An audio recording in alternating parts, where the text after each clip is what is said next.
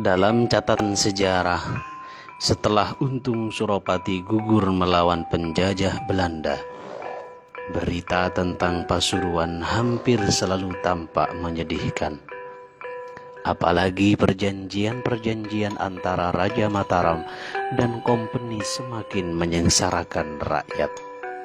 Karena dalam perjanjian-perjanjian itu, Raja Mataram banyak melepaskan daerah bagian timur dari Pulau Jawa.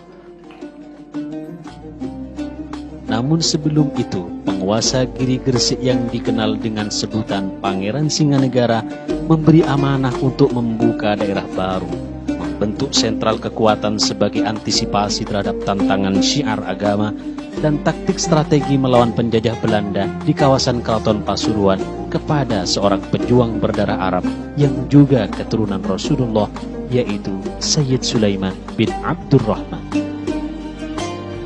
Pangeran Singanegara dan Sayyid Sulaiman kiranya sudah membaca situasi bahwa melawan penjajah Belanda tidaklah mudah, namun harus menggunakan taktik yang variatif. Pembukaan daerah baru yang akan didirikan pesantren merupakan sarana yang efektif dan bisa menjadi salah satu alternatif strategis melawan penjajah. Di samping juga untuk membumikan syariat Islam di tengah masyarakat. Dan daerah baru tersebut kelak dikenal dengan nama Sidogiri. Di Pasuruan, Sayyid Sulaiman melakukan pembukaan daerah baru di 3 tempat, yaitu Sidogiri, Kanigoro Gambir Kuning, dan Keboncan. Dalam pembabatan Sidogiri yang masih berwujud rimba, Sayyid Sulaiman harus berjuang dengan sungguh-sungguh, tidak hanya menebang pohon-pohon dan semak belukar, tapi juga harus bertarung melawan bangsa dari makhluk lain. Sebab Sidogiri saat itu masih sangatlah angker, bahkan menjadi markas bagi makhluk lain tersebut. Akhirnya dengan perjuangan keras dan semangat tak kenal lelah, Sayyid Sulaiman berhasil membabat Sidogiri. Sayyid Sulaiman menanamkan spirit perjuangan membentuk Ghirah Islamiyah Sidogiri yang terus hidup dan berkobar dari generasi ke generasi. Setelah Sayyid Sulaiman wafat, Sidogiri terus mengalami perkembangan dan menjadi sentral kekuatan guna mengantisipasi tantangan syiar agama dan taktik strategi melawan penjajah Belanda. Sidogiri menjadi markas para pejuang Hizbullah yang dipimpin oleh masyayikh Sidogiri. Tercatat dalam sejarah, Kiai Abdul Jalil bin Fadil dan Kiai Sa'dullah biasa mengomando para gerilyawan untuk menyerbu markas-markas Belanda di malam hari setelah sholat Isya. Taktik gerilya ini membuat kompeni mati kutu karena mereka tidak punya kesempatan untuk membalas dan membuat mereka kehilangan jejak.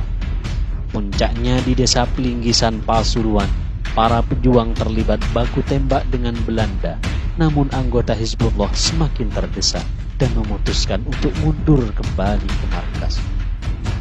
Mundurnya pasukan Hizbullah membuat Belanda penasaran dan memantik mereka untuk mengikuti jejak pasukan Hizbullah. Sampai pada akhirnya diketahuilah bahwa mereka adalah anggota pasukan Hizbullah di bawah pimpinan Kiai Ahmad Sa'dullah yang bermukim di Sidogiri. Keberadaan pondok pesantren Sidogiri yang dijadikan markas pejuang tercium oleh kolonial Belanda. Tak sedikit mata-mata yang dikirim untuk melihat langsung aktivitas gerakan para pejuang yang ternyata benar adanya.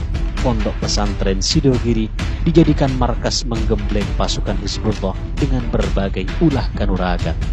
Bahkan para santri di Sidogiri digembleng dengan ilmu kekebalan dan berbagai ilmu kesaktian. Mengetahui hal itu, Belanda tak tinggal diam. Mereka marah dan mengirimkan tentara dengan jumlah yang cukup besar untuk mengepung Sidogiri dengan target utama menangkap Kiai Sa'dullah dan Kiai Abdul Jalil. Kamis tanggal 10 Dzulqa'dah 1366 Hijriah, bertepatan 26 September 1947 Masehi pukul 3.30 dini hari, serdadu Belanda sampai di Sidogiri dan langsung mengepung rapat pondok tua itu. Pasukan Hizbullah sempat melakukan perlawanan dan terlibat baku tembak. Saat hampir subuh, Belanda berhasil menerobos masuk ke pondok pesantren Sidogiri dan mendatangi Kiai Abdul Jalil yang saat itu bersama para pengawal. Maka terjadilah pertempuran tak seimbang antara Kiai Abdul Jalil bersama beberapa santri melawan Belanda yang jumlahnya lebih banyak dan bersenjata lengkap. Beberapa serdadu Belanda tewas tersungkur, tapi tak lama berselang semua pengawal Kiai Abdul Jalil gugur tertembak. Belanda sendiri kewalahan menghadapi Kiai Abdul Jalil yang ternyata tidak mempan ditembak meskipun diberondong. Sampai akhirnya dengan kemarahan yang sangat memuncak, mereka berhasil menangkap Kiai Abdul Jalil dan dengan beringas menembakkan peluru-peluru ke beliau hingga akhirnya beliau gugur sebagai seorang syahid. Kekejaman Belanda tidak cukup sampai di situ. Jenazah Kiai Abdul Jalil diseret dan dibuang di sungai Sidogiri sebelah barat. Konon tetesan darah Kiai membuat air sungai saat itu menjadi harum semerbak.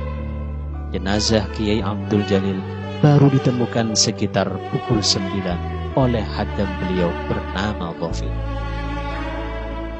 Kiai Abdul Jalil wafat pada hari Kamis tanggal 10 Dzulqa'dah 1366 Hijriah, bertepatan 26 September 1947 Masehi, sekitar pukul 6 pagi.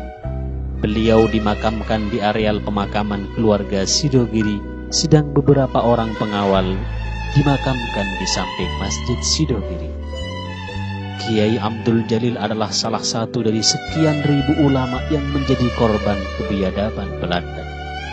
Pernyataan jujur pun muncul dari seorang jenderal Belanda yang memimpin agresi tersebut. Andaikan tidak ada ulama-ulama atau kiai-kiai pesantren, negara Indonesia tidak akan pernah meraih kemerdekaan. Allahu Akbar. Sidogiri lahir atas dasar semangat dakwah Islamiyah dan kekuatan nasionalisme. Sidogiri dibangun tidak hanya bertujuan mencetak insan yang agamis, namun juga nasionalis. Semangat dakwah Islamiyah dan cinta tanah air menjadi simbol yang tak bisa lepas dari perjuangan dan teladan masyayikh pondok pesantren Sidogiri dari masa ke masa. Pondok pesantren Sidogiri beragama, berbangsa, dan bernegara.